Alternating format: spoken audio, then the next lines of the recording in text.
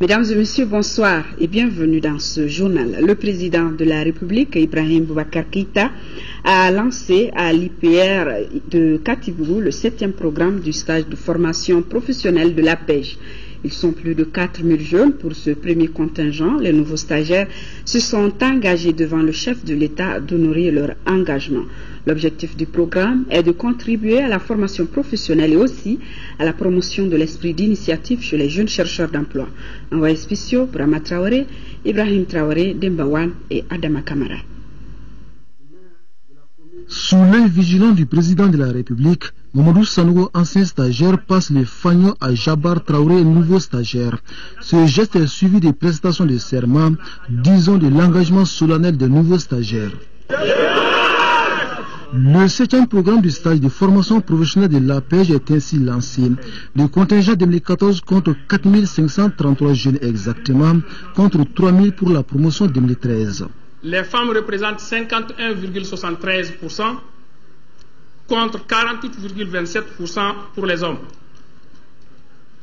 Les cadres supérieurs représentent 43,75% contre 56,25% pour toute autre catégorie confondue. Il convient de signaler qu'une discrimination positive a été également observée en faveur des femmes dont l'âge est compris entre 30 et 39 ans, ainsi que les jeunes handicapés physiques, visuels, auditifs et albinos. Fierté, satisfaction et honneur. Ainsi peut-on résumer les sentiments des nouveaux stagiaires qui promettent de respecter tous les engagements pris. Et cette formation va nous rendre performants, efficaces sur le marché du travail et ça va nous permettre d'avoir beaucoup d'expérience dans le cadre du travail. J'ai été vraiment contente d'être parmi ces stagiaires-là. Je compte vraiment m'engager pour servir mon pays en tant que stagiaire. Les 4533 jeunes ont été sélectionnés sur les 28 000 ayant postulé. Ils seront répartis entre les services publics de l'État, les organisations patronales et consulaires, les ONG. Pour concrétiser le projet, l'APEJ a signé des conventions avec ses partenaires. Pour notre part, nous souhaitons vivement que ce stage de qualification bénéficie aux nouveaux volontaires, que je félicite au passage, afin de tirer le maximum, le meilleur profit possible. Je les exhorte à beaucoup de courage, de persévérance et je leur demande de faire preuve d'attention, de ponctualité et d'assiduité.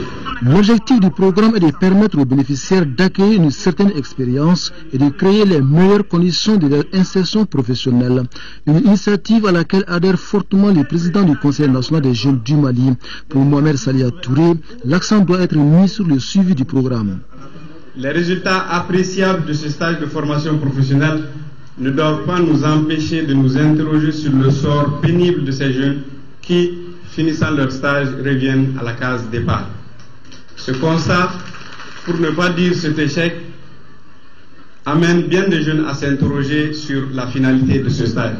C'est pourquoi je voudrais, à l'intention des décideurs, formuler les propositions suivantes. Une plus grande implication des services d'accueil dans l'encadrement des stagiaires, ce qui permettra d'améliorer les résultats obtenus. Rallonger la durée du stage à 18 mois en vue de prendre en compte le temps d'adaptation des jeunes dans les services d'accueil.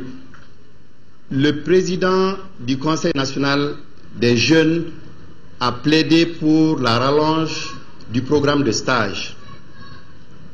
Il y a un certain nombre de propositions très intéressantes qu'il a faites. L'esprit de ce programme, c'est de renforcer l'employabilité des jeunes. Ce n'est nullement de les garder longtemps en position de stagiaires. C'est pour leur permettre, ayant appris 12 mois auprès de personnes expérimentées, de leur permettre donc de pouvoir s'installer à leur propre compte, ou alors, lorsqu'on va leur poser la question, est-ce que vous avez de l'expérience professionnelle, avant de leur donner un emploi, de dire oui, je suis passé par le stage de qualification de la pêche. Auparavant, le groupe Émergence Académie avait présenté un sketch sur le chômage des jeunes. Il met en nu certains comportements qui ne favorisent pas la recherche de l'emploi. Et comme il fallait s'y attendre, un accueil chaleureux a été réservé au président de la République dans la cité du Méguétan de Bamako à Katibougou.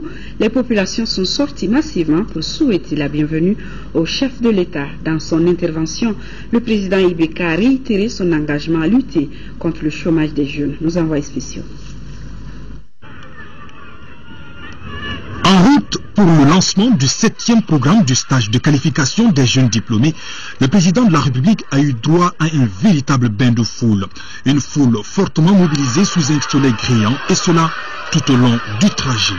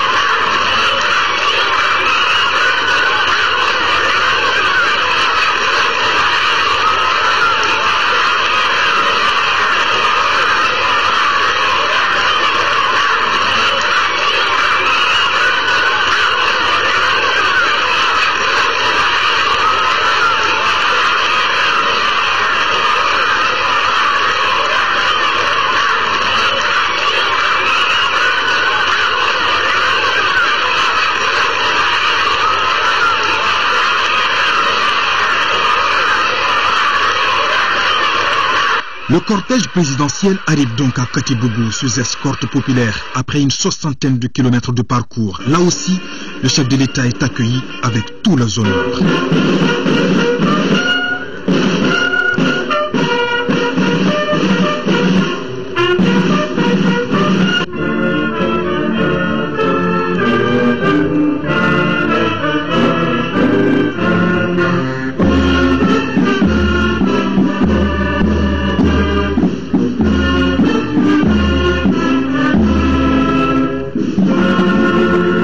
Le président de la République ouvre ainsi les portes de l'administration et aux autres entreprises maliennes à plus de 4000 stagiaires. Une volonté politique du chef de l'État qui vise à lutter contre le chômage des jeunes. Pour cela, le président Ibrahim Boubacar Keïta table sur la création de 200 000 emplois dans les 5 années à venir. Plaise à Dieu que mon mandat soit celui de la jeunesse malienne. Une jeunesse repositionnée pour de nouvelles victoires. Une jeunesse redevenant la fière héritière d'une histoire de fierté et d'honneur. Contre le chômage, nous savons que la guerre que nous avons déclarée, de manière volontariste, mais de manière sincère, sera de longue haleine.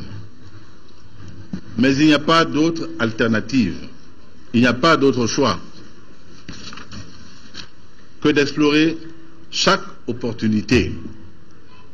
Nous devons saisir toutes les chances de créer de l'emploi pour nos filles et nos garçons, notre jeunesse, pilier de notre avenir. L'emploi étant ce remède contre le mal-être, cette réponse au désarroi social. Vous le savez tous. Dans mon programme électoral, j'ai tablé sur la création de 200 000 emplois dans les 5 années à venir. Il est hors de question que cela reste une promesse électorale vaine, sans lendemain. C'est pourquoi, dès mon investiture, le gouvernement a été instruit de tout faire pour que cette promesse soit une réalité. La promesse n'est pas irréaliste, elle est réalisable. J'y crois dur comme fer. Pour trouver des réponses innovantes au chômage des jeunes, l'heure n'est surtout pas au découragement, mais plutôt à la riposte, indique le président Ibeka. L'emploi est et demeure au rang de nos priorités nationales. J'engage donc le gouvernement à rapprocher davantage des demandeurs d'emploi des entreprises. Je l'engage à mieux faire connaître les avantages, les incitations et les mécanismes mis en place au profit des jeunes dans le cadre du financement et du développement de leurs projets. Nous avons eu promesse la semaine dernière de la mise à notre disposition par le chef d'État d'un pays ami du Nord d'environ 150 millions d'euros à utiliser dans des projets structurants selon la décision du chef de l'État. Et le chef de l'État que je suis décide donc de vous octroyer sur ce chapitre-là 5 milliards de francs CFA. Le chef de l'État reste convaincu qu'il est impératif d'adapter la politique de formation professionnelle aux besoins du marché. Il invite pour cela les jeunes du Mali à se former et à s'intéresser davantage à l'agriculture pour profiter des immenses opportunités qu'offre ce secteur. Et ce n'est pas le soutien de l'État qui fera défaut. 4 mesures pour le financement des activités nous conduisant à la réduction du chômage. 4 mesures devront être examinées, notamment le développement de la filière de la formation professionnelle pour amoindrir le décalage entre les besoins des entreprises et les produits issus de ces formations. Deuxièmement, le développement de l'agriculture par l'implication de la jeunesse dans des projets agricoles et agro-industriels utilisant une forte main-d'œuvre dans la perspective d'occuper les jeunes sans emploi ou sans qualification dans ce secteur. En tout cas, j'engage notre jeunesse à tourner son regard de mieux en mieux et de plus en plus vers le secteur agricole, où les potentialités sont énormes.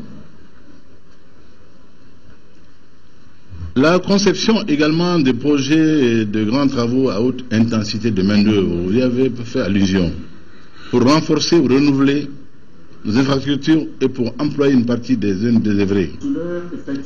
Dans son intervention, le président de la République n'a pas manqué de saluer et d'encourager l'accompagnement des partenaires du gouvernement dans la réalisation de cet ambitieux programme. Un projet qu'il entend suivre de très près pour booster l'emploi des jeunes au Mali dans les 5 années à venir.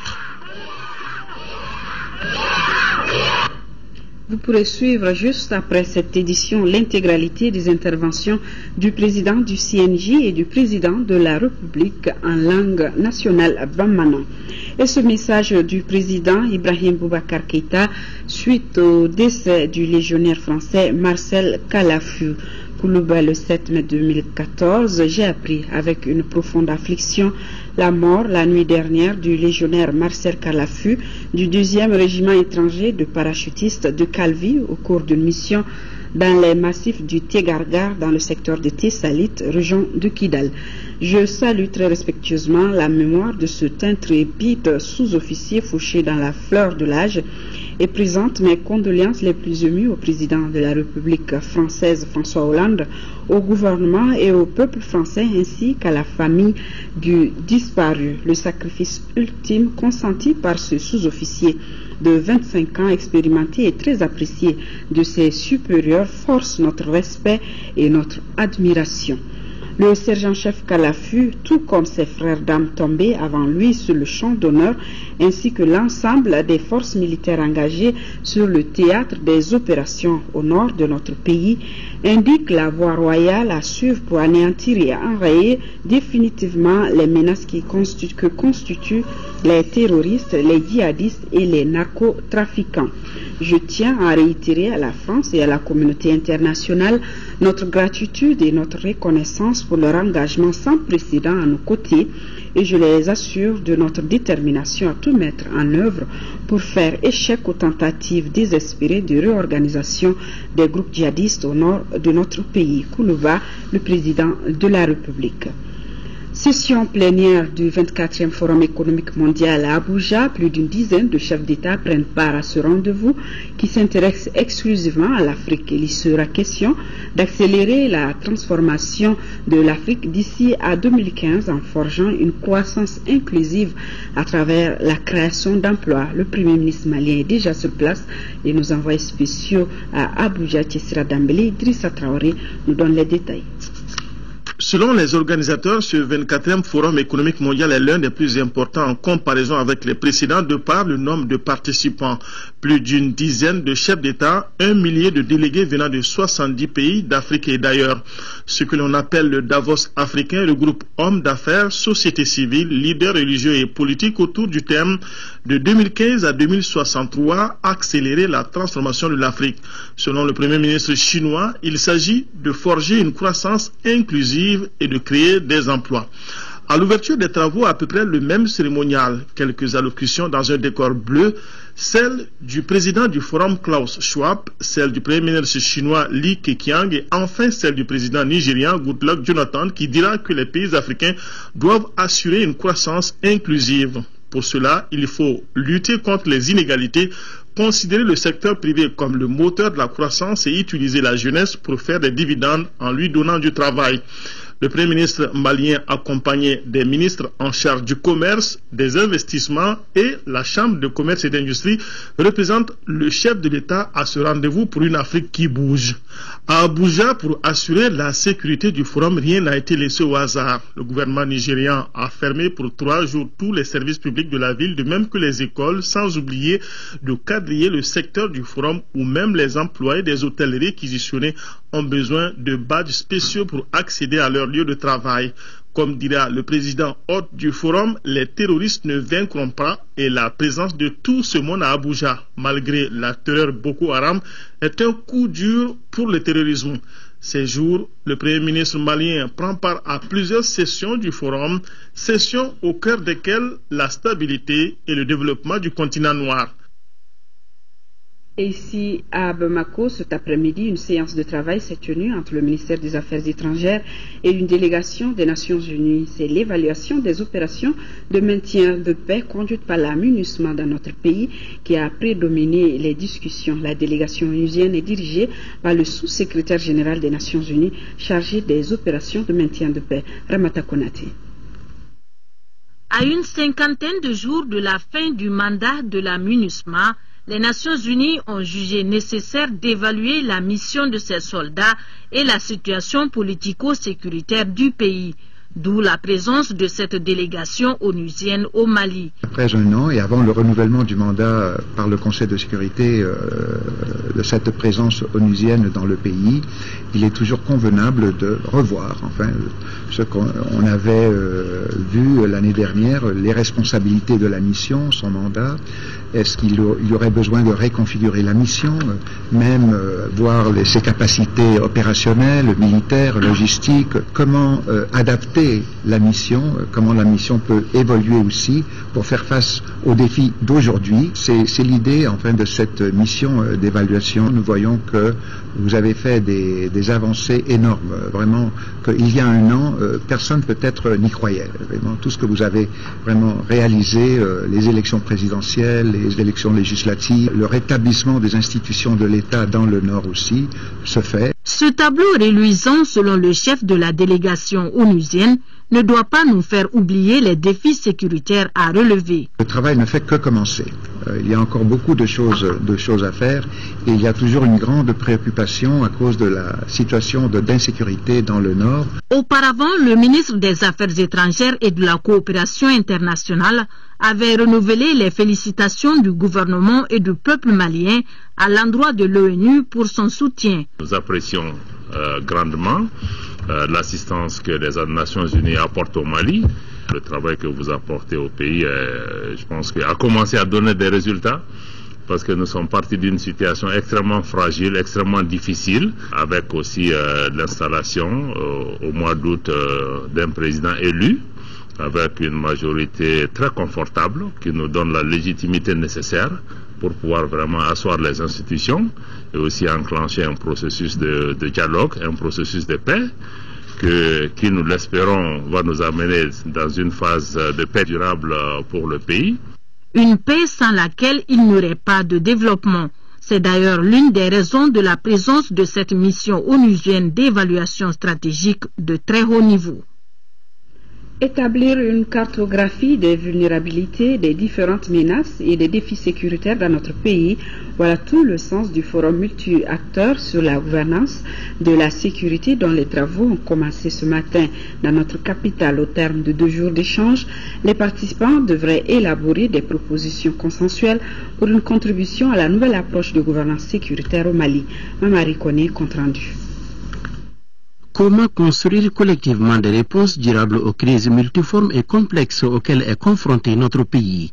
C'est autour de cette préoccupation que se retrouve une 50aine de participants du forum multi-acteurs pour la gouvernance. Gouvernance de la sécurité. Préoccupation de tout temps. préoccupation de tout lieu, peut-être à des degrés différents. C'est dire combien la question de la gouvernance de la sécurité est d'importance. Elle est d'importance, mais surtout d'actualité pour notre pays.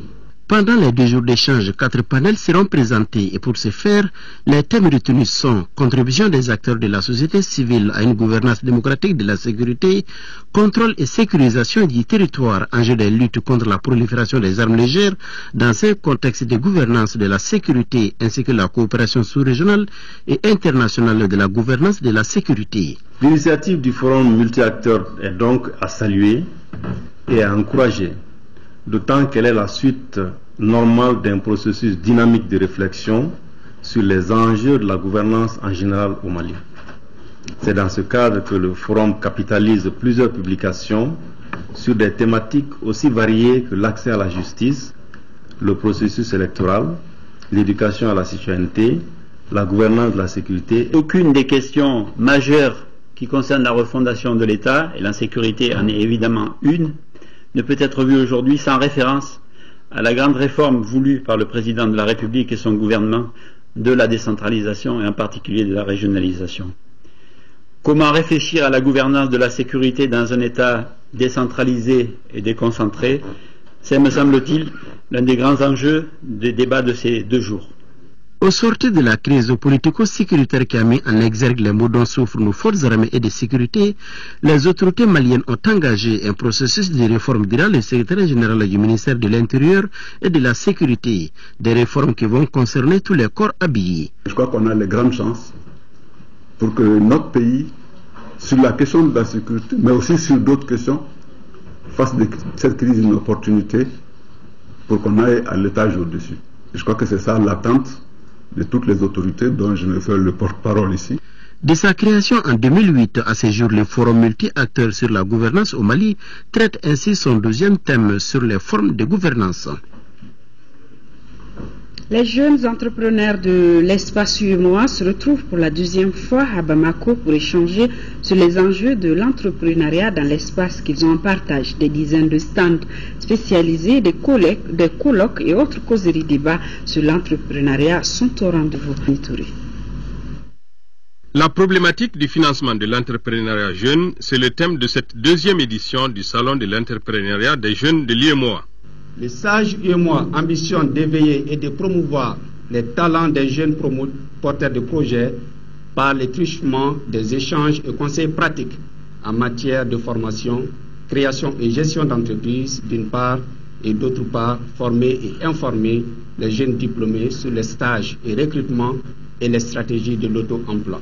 Convaincue de l'utilité et de la pertinence d'une telle initiative, la commission de l'UEMOA n'a pas hésité à donner sa caution morale et financière. La commission de l'UEMOA s'est engagée dans une série de programmes et de réformes, notamment le programme régional de facilitation des échanges, le programme de renforcement des capacités en matière de concurrence, le programme régional d'amélioration du climat des affaires. Pour encourager la création d'entreprises par les jeunes, la Chambre de commerce et d'industrie du Mali a mis en compétition un prix d'encouragement d'une valeur de 2 millions de francs CFA.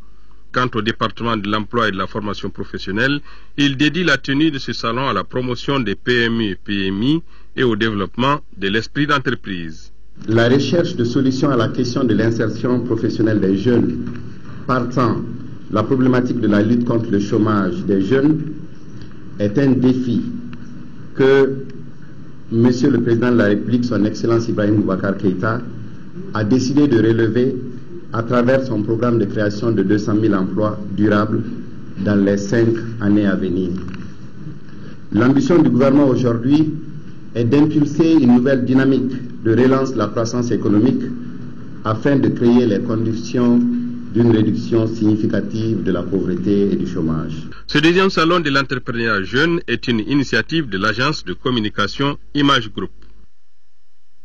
Sur le chantier de la Corniche, les travaux de construction du passage réservé aux motocyclistes ont connu des progrès mais pas significatifs. Et pourtant, le ministre de l'Équipement, des Transports et du Désenclavement tient au délai du 15 juillet prochain pour la fin des travaux. Nouhoum Sissoko pour plus d'informations.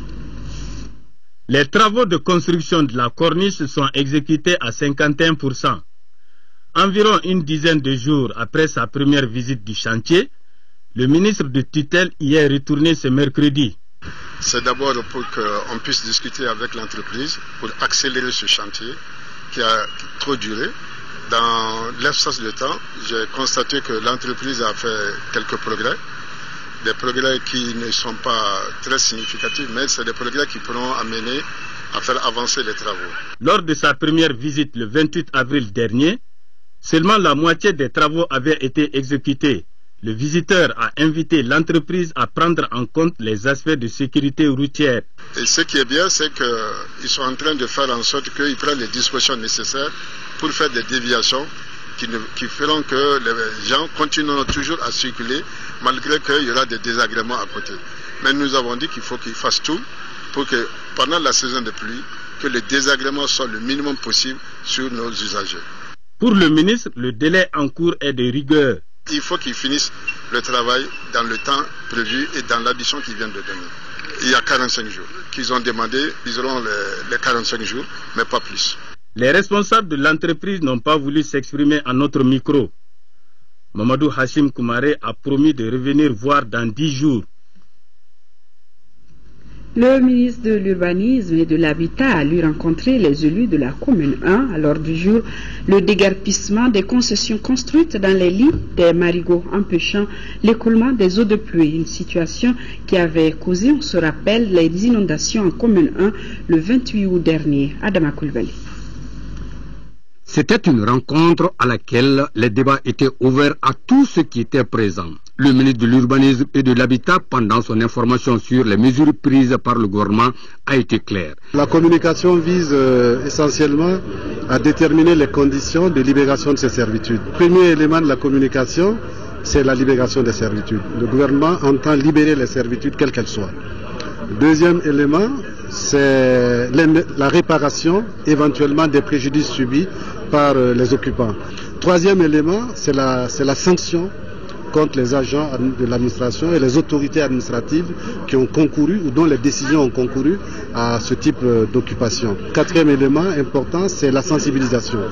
L'État, donc le gouvernement a prévu une période de sensibilisation de 2 mois. Le ministre Mamadou Diarra a aussi annoncé que bientôt le gouvernement va entreprendre des travaux d'assainissement au niveau des zones dans la ville de Bamako ainsi que dans d'autres villes à travers le pays afin d'éviter le dégât comme celui du 28 août dernier en commune 1 et 4 du district. L'État est prêt à commencer le récurage et le creusement de ces différents cours d'eau. Prioritairement, on est parti pour commencer à Woywayanko, sur le Woywayanko, sur le Bankoni, sur le Tingolé. Les travaux devraient commencer sur le Woywayanko. Et je pense que d'ici la fin de la semaine, le génie militaire, pour être plus précis, va commencer les travaux sur le Bankoni et sur le Tingolé.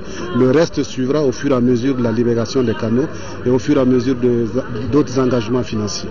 C'était l'occasion pour les populations en commune 1 de formuler leurs souhaits en matière de recasement et de rappeler les différents litiges fonciers.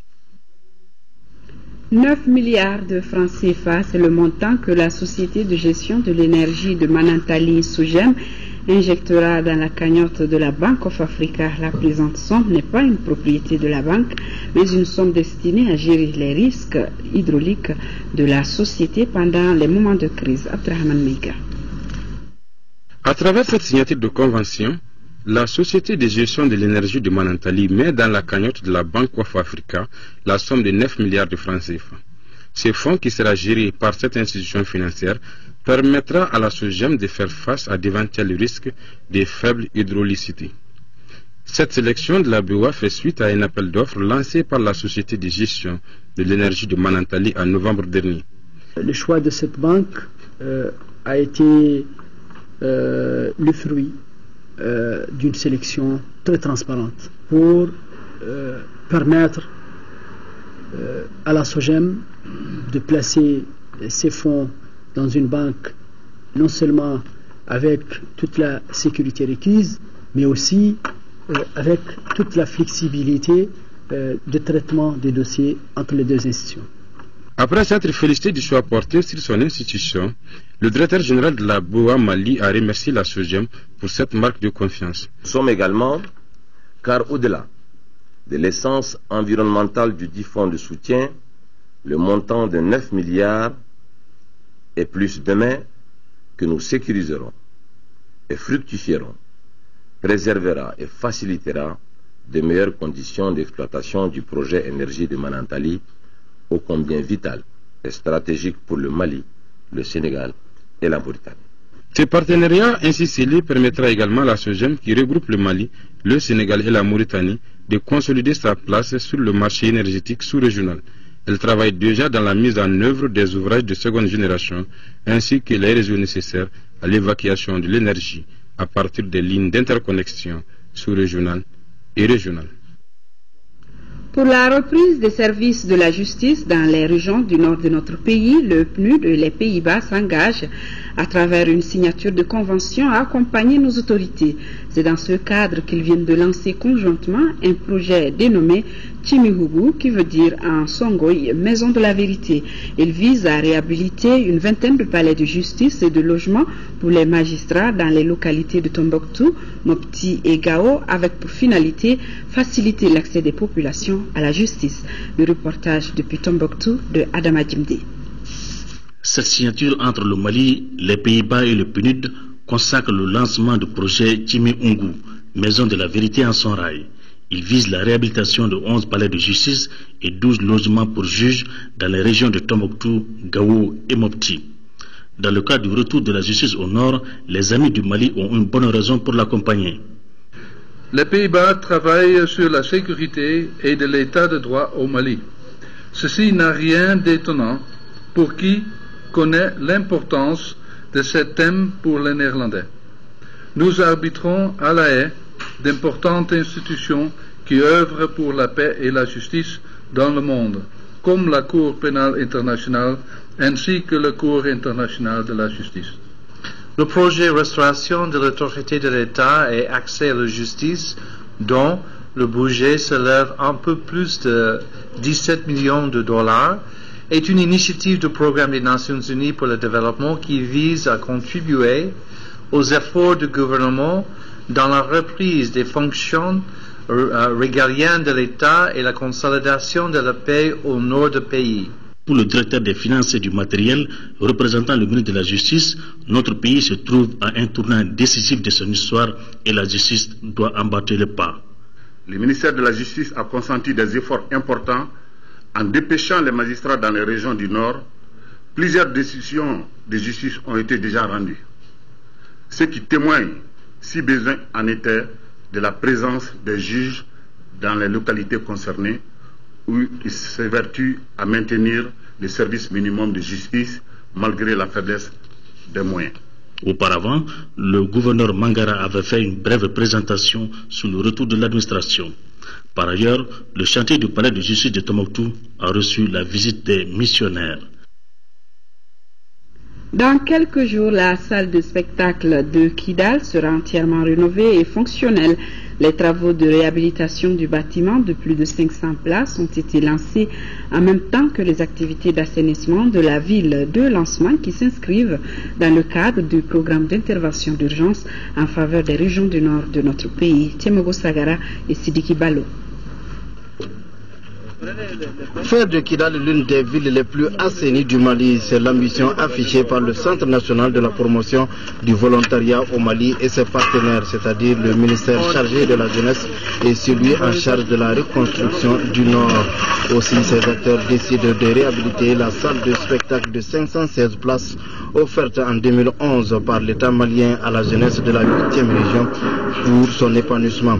Cette salle qui a coûté plus de 500 millions de francs CFA a été saccagée en 2012. Cette double activité de réhabilitation et d'assainissement de Kidal qui dure 3 mois mobilisera la somme de 50 millions de francs CFA. Il s'agit donc d'ouvrir des sites d'assainissement dans la ville de Kidal, la collecte des ordures qui vont occuper les jeunes, mais aussi réhabiliter la salle de spectacle de Kidal, donc ce qui est un espace de loisirs des jeunes, d'épanouissement des jeunes, pour que vraiment la jeunesse de Kidal puisse retrouver toutes ces activités. Les autorités régionales de Kidal Kidal, qui ont salué l'initiative, souhaitent la pérennisation de telles activités pour le bonheur de la région. C'est pourquoi ils demandent une forte implication de la jeunesse de Kidal. Le mot que j'ai pour ces jeunes, c'est vraiment de leur demander, en tout cas de persévérer, pour que cette activité puisse être le moteur de la paix au niveau de la région de Kidal. Les services techniques de Kidal ne demandent pas mieux et promettent le suivi des travaux ainsi lancés. Je pense que nous allons nous y mettre, sensibilisant les jeunes davantage pour qu'ils s'adonnent vraiment à l'activité et en leur montrant du doigt tout l'intérêt qu'ils peuvent tirer de cette activité-là. Ces activités de réhabilitation de la salle de spectacle et l'assainissement de la ville de Kidal entrent dans le cadre du programme d'intervention d'urgence en faveur des régions du nord du Mali dans son volet chantier des jeunes. Et en 5e région, une mission de l'agence norvégienne de développement NORAD était dans le cercle de Bandiagara. La délégation a visité les réalisations du programme Empowerment des femmes et des filles financé par NORAD pour la période 2009-2015. Jules Sambou-Sissoko, compte rendu. Le programme Empowerment des femmes et des filles sur financement du gouvernement norvégien à près de 8 milliards de francs CFA est exécuté par CARE dans les régions de Ségou, Mopti et Tombouctou. Le PEF a réalisé beaucoup d'infrastructures dans les cercles de Bandiagara, Bankas, Koro et Mopti, et ce, dans les domaines de la santé, de l'éducation, de la maîtrise de l'eau, de la sécurité alimentaire, entre autres. À cela s'ajoute le renforcement des capacités à améliorer le statut social des femmes, des acquis qui mérite d'être palpé par le bras financier du dit programme, d'où cette visite. Ce qui m'a impressionné le plus aujourd'hui, c'est la confiance que les femmes ont manifestée en elles. Notre cible la plus importante porte sur l'autonomisation des femmes, parce que nous pensons que des femmes autonomisées, des filles autonomisées constituent un pouvoir fort. Ce que nous avons vu sur le terrain aujourd'hui est assez encourageant par rapport à l'utilisation à bon escient de l'investissement que nous faisons. Dans la commune de Barassarasak de Bandiagara, un gros investissement attire l'attention. Il s'agit d'une unité de collecte, de transformation et de commercialisation de folio, une première dans la région de Mopti. Cela n'est qu'un bout des réalisations de ce programme, sachant que c'est un programme qui vise l'autonomisation économique des femmes. Nous avons aussi des interventions dans le cadre de la gestion des crises et conflits et qui aident les collectivités à mettre en place des mécanismes communautaires. Des échanges directs ont permis aux bailleurs d'avoir une bonne compréhension de l'apport multiforme du PEF au bénéfice des femmes de la région de Mopti. Les membres de la commission éducation de l'Assemblée nationale ont bouclé leur visite de terrain dans la région de Caille par l'école publique à cantine de Boulouli. Les députés ont été impressionnés par cette cantine qui nourrit 298 élèves par jour. Envoyés spéciaux Daouda Sidiki Diarra et Haruna Diarra. Pour rapprocher l'école des apprenants, l'État a créé des cantines dans certains établissements scolaires. L'école publique à cantine de Boulouli est située à 30 km et à l'ouest de Kita. Elle a reçu la visite des parlementaires. Cette cantine nourrit 298 élèves issus des deux cycles. Depuis l'arrivée de la cantine jusqu'à maintenant, vraiment les élèves, vous le savez déjà, suivent normalement les cours. À Boulouli, ici, nous voyons que les enfants sont retenus par cette cantine. C'est une action à encourager. Au moins, c'est pour que les enfants soient retenus, qu'ils ne soient pas abandonnés à eux-mêmes. Nous avons rencontré par contre dans certains cercles que les enfants ne sont plus à l'école à partir de midi parce qu'il n'y a pas à manger. Quand ils vont à la maison aussi, ils rencontrent que les parents ne sont pas sur place pour s'occuper d'eux. Les repas sont préparés chaque jour par des groupes de femmes et le menu est varié. Pour le moment, ce qu'on nous amène par le PAM, le mil, l'huile, le petit pois. Les députés ont visité les magasins de stock des vivres des élèves et la cuisine. La dotation est trimestrielle. Après les cours, les élèves ont dégusté leurs plats en compagnie des parlementaires. Le plat est bon. La cantine est venue ici. C'est bon. Nous mangeons très bien cuit. Vraiment. Cette école a été créée en 1996. Le premier cycle compte 6 classes dont 3 salles en paillotte.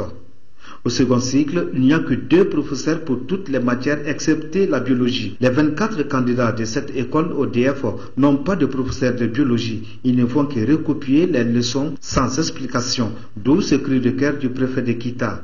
Demander aux autorités supérieures, en tout cas d'ici l'année prochaine, mais nous prions le bon Dieu pour que d'ici l'année prochaine, en tout cas le vide qui est là soit comblé. Un cri de cœur qui, j'espère, a été entendu. L'Agence nationale de la sécurité routière a célébré ce 8 mai la journée de l'Organisation pour la sécurité routière en Afrique de l'Ouest. Protection des piétons et des passagers des transports en commun, c'est le thème de cette première édition. Je vous propose le reportage de Noum Sissoko. Des transports en commun dans la circulation routière est une préoccupation quotidienne du Mali.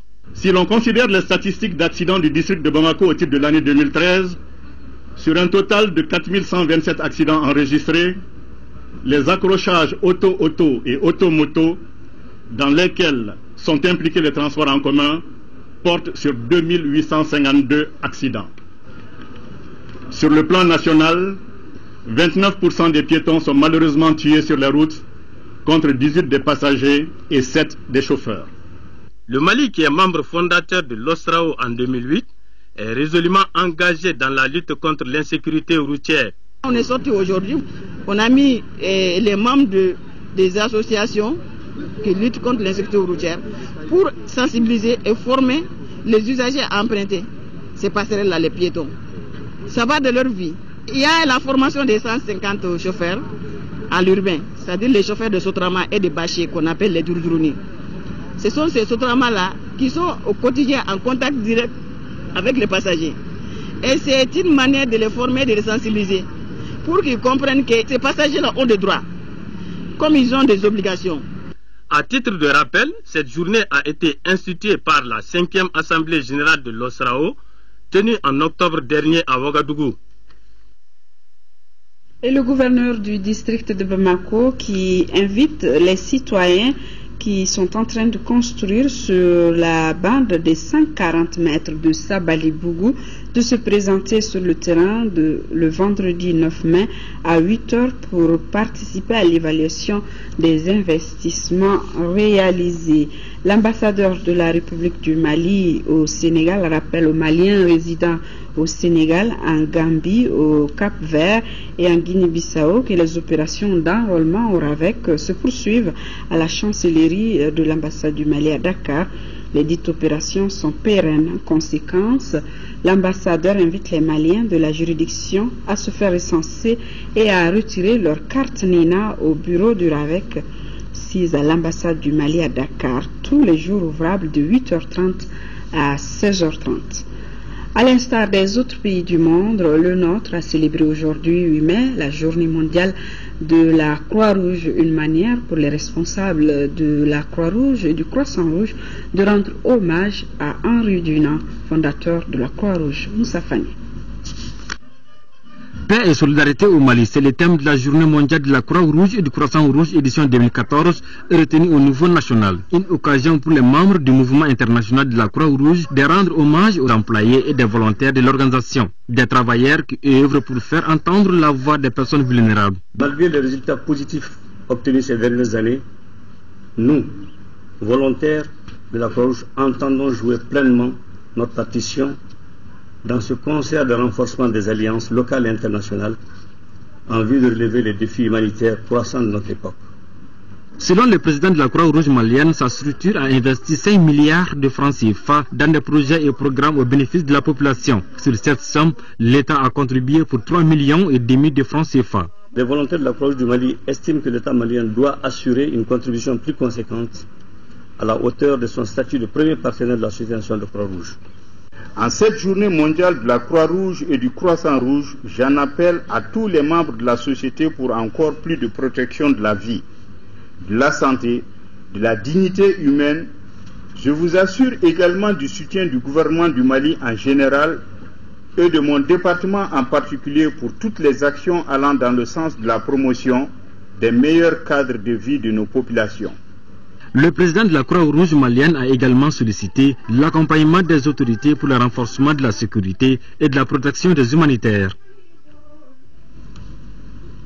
Lutte contre la vente des produits pharmaceutiques contrefaits sur le marché malien. L'Ordre des pharmaciens du Mali, en collaboration avec le commissariat de police du 8e arrondissement, vient de saisir 192 cartons de produits. Pour plus de détails, je vous propose d'écouter Moussa Gouroudial, il est le vice-président de l'Ordre des pharmaciens du Mali. Il a été interrogé par Mohamed Ould Mamouni. Tout est parti d'un contrôle des retours des agents du commissariat du 8e arrondissement de Bamako. Donc c'est à la suite d'interpellations d'un jeune homme qui avait en sa possession 3 cartons de médicaments. Ces médicaments étaient destinés à un revendeur de cartes téléphoniques installé à Caille. C'est à partir de là qu'ils ont remonté la filière et ils ont pu remonter jusqu'à un certain monsieur qui est ses magasins au niveau de, on va dire à Djelibougou, sur la route de Koulikoro. Et c'est de là qu'ils ont pu constater que dans le magasin, il y avait 189 cartons de médicaments, essentiellement d'amoxicilline, du paracétamol et de multivitaminés. On a été aussi saisi par le commissariat du 8e arrondissement. Nous avons engagé tout de suite la procédure aussi qui s'y est. À la date où je vous parle aujourd'hui, tous les cartons sont déposés au niveau de la DPM, la direction de la pharmacie et des médicaments. Le statut de Rome de la Cour pénale internationale est un instrument de promotion des droits de l'homme, mais peu connu du public. Les travaux de l'atelier d'appropriation du dit document ont débuté ce matin à Bamako. La rencontre de 2 jours regroupe les organisations de la société civile et autres défenseurs des droits de l'homme. Sokona Kamisoko. C'est dans le cadre du lancement des activités de la Semaine mondiale d'action pour l'éducation pour tous au Mali que la coalition des organisations de la société civile pour l'éducation pour tous a initié cette journée en faveur des enfants malvoyants. Il s'agit pour les initiateurs de promouvoir l'éducation inclusive pour les enfants en situation de handicap. Le thème est intitulé « L'égalité des droits, l'égalité des chances ». Éducation inclusive pour les enfants en situation de handicap. Le choix de ce thème n'est pas gratuit, car au seuil de 2015, bon nombre d'enfants en situation de handicap n'ont toujours pas accès à une éducation de qualité.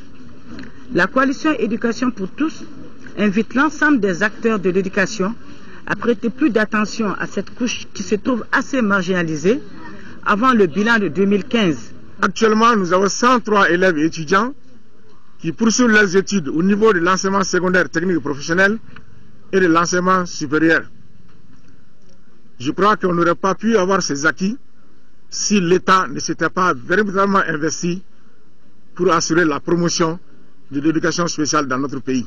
La politique nationale de l'éducation en a pris compte de toutes ces préoccupations. La campagne mondiale pour l'éducation est un mouvement qui regroupe plusieurs organisations et réseaux internationaux dont le but est de lutter en faveur de l'atteinte des objectifs de l'éducation pour tous. Le maire Grammy, c'est l'intitulé d'une exposition qui s'est tenue lundi à la Galerie Médina de Bamako. Cette exposition rend hommage à Ali Farka Touré ou encore le maire et ses Grammy. Cette manifestation lancée il y a 2 mois a été marquée d'ailleurs par l'inauguration d'un monument érigé en son nom. Ce projet est initié par la médiathèque de Médina Koura, la fondation Ali Farka Touré et ses partenaires. Modibo Soirée pour les détails. Cette exposition se veut le finissage, entendez par là l'achèvement des activités commémoratives en hommage à l'artiste Ali Farka Touré. Un événement commencé le 7 mars dernier par l'inauguration du monument Ali Farka et le méga concert à Lafiabougou en commune 4 du district de Bamako. Et le thème choisi cette année par les organisateurs était le mérite.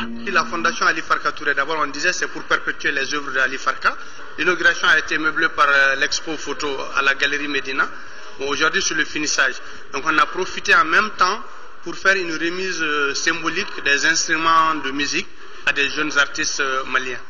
Dans cette exposition se côtoient les archives personnelles de Ali, les photos de sa fondation et des œuvres de sommité de la musique avec lesquelles il a travaillé. Au-delà des photos, on rencontre aussi des objets intimistes de l'homme, ses chapeaux, ses lunettes, son permis et même sa fameuse guitare de Belgrade. Le vernissage a été surtout marqué par la remise symbolique de matériel et autres instruments de musique à certains artistes du pays par les partenaires néerlandais de la fondation. Je vais beaucoup jouer sur cette guitare. Et vraiment, continuellement, il a passé sinon à mes frères pour qu'ils joueront là-dessus pour que la musique triomphe encore. C'est là qu'ils voulaient qu'on cesse de jouer la musique chez nous. J'ai commencé de jouer la guitare, ça fait 2 ans. Donc, la fondation Ali Farka, c'est ma famille. Et ça m'a beaucoup plu aussi d'avoir une guitare. C'est un projet qui est né aux Pays-Bas. On a des amis là-bas qui ont toujours soutenu les artistes maliens, notamment Henriette Touré, qui était la femme de Ali Farka Touré, qui a initié cette collecte d'instruments à diverses occasions aux Pays-Bas lors de concerts. Ils ont récolté, je crois que ça fait 80 guitares environ, et un peu de matériel supplémentaire pour aider les artistes qui ont souffert durant la crise, notamment les artistes du Nord évidemment, mais pas seulement. Parce qu'il y aura des dons qui seront faits ultérieurement dans divers cercles pour les groupements de jeunesse, les orchestres régionaux. Voilà donc qui boucle ainsi 2 mois d'activité non-stop pour commémorer le 8e anniversaire de la disparition du triple Krami Awar Ali Farka Touré. Une initiative de sa fondation en vue de perpétuer la mémoire et l'œuvre grandiose de cet artiste musicien qui a marqué plus d'une génération.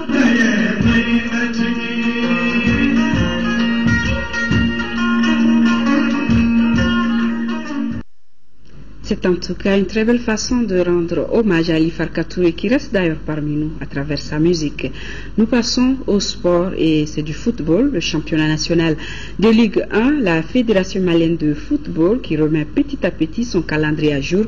Hier, au compte de la 12e journée en retard, l'ASB et le Djoliba AC ont fait match nul, 2 buts partout au stade Modibo Keïta. Koumba Nyambili. Dans cette opposition, le score était à l'avantage de l'association sportive de Bamako qui menait des 0 jusqu'à la 87e minute quand Abdoulaye Traoré donne une lueur d'espoir aux rouges de Bamako. Le Djoliba reste toujours le Djoliba, l'impossible n'est pas au rouge. Les gens sont déçus, hein. Il faut voir comment on va marquer pendant 2-0, ça reste 4 minutes de la fin à temps d'arrêt. À l'entame, les 2 formations s'adonnent à un match équilibré et pauvre en occasion. 0-0 score à la pause. À la reprise, sur un service de Mohamed Koumaré, Karamoro Tangara profite du mauvais positionnement des défenseurs djolibistes pour ouvrir le score à la 67e minute en faveur de l'association sportive de Bamako. Galvanisé par ce but, l'ASB accentue le pressing et double la mise à la 75e minute par Karamoro Tangara, son doublé de la soirée. À 2-0, la tension monte dans les gradins.